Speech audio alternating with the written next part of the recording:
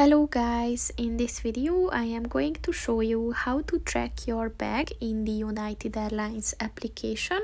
But first I just want to mention, don't forget to subscribe to my channel, because at 10,000 subscribers I am going to show you my whole YouTube revenue statistics and growth strategy, as well as how to make money online.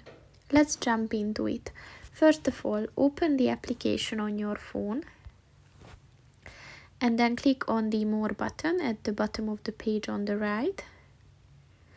And if you scroll down at the Tools and Services section, look for the Track My Bags button and click on that. And then click on the Search by Bag Tag button at the top of the page. And first you have to enter your bag tag number and then your last name.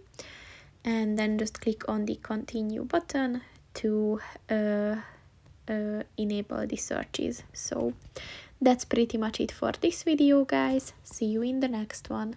Goodbye.